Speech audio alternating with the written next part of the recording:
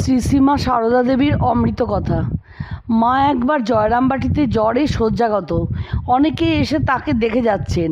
একদিন সকাল 9টা-10টার সময় সেবক ব্রহ্মচারী দেখলেন একটি শীর্ণকায় ছিন্নবসন কৃষ্ণকায় লোক লাঠি ভর দিয়ে বাড়ির ভেতরে প্রবেশ করলো। যেরকম নিঃসংকোচে সে বাড়ির মধ্যে ঢুকলো তাতে বোঝা যায় মায়ের কাছে তার যাতায়াত আছে। ব্রহ্মচারী কৌতূহলী হয়ে পেছনে পেছনে গেলেন। মা ঘরের মধ্যে বিছানায় শুয়ে আছেন। সেই ঘরের দরজার সামনে বারান্দার একটু অংশ চাটাই দিয়ে ঘেরা, তাই উঠোন থেকে মাকে দেখা যায় না।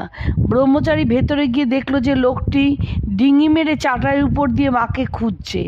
হঠাৎ মায়ের চোখ ওইদিকে পড়ায় তিনি ক্ষীণ কণ্ঠে সস্নেহে বললেন, কে বাবা? আমজাদ, এসো। আমজাদ প্রফুল্ল চিত্তে বারান্দায় উঠল এবং দরজার কাছে বসে ভিতরে মুখ বাড়িয়ে মায়ের সঙ্গে কথা বলতে লাগলো। মায়ের ছেলে সুখ দুঃখের কথা হচ্ছে দেখে সেবক ব্রহ্মচারী নিজের কাজে চলে গেলেন। দুপুরে আমজাদ সেখানেই খেলো, হয়তো একটু জিরিয়েও নিল। বিকেলে যখন সে বাড়ি ফিরছে ব্রহ্মচারী দেখলেন আমজাদের সম্পূর্ণ আলাদা চেহারা। সে স্নান করেছে, গায়ে মাথায় তেল মেখেছে, সেই রুক্ষ অপরিচ্ছন্ন চেহারা নেই। পেট ভরে খেয়ে পান চিবোতে চিবোতে সে চলছে, মুখে তৃপ্তির হাসি। আরও দেখলেন তার পুটুলিতে নানা জিনিস ও হাতে এক শিশি কবিরাজি তেল। সব মা তাকে দিয়েছেন।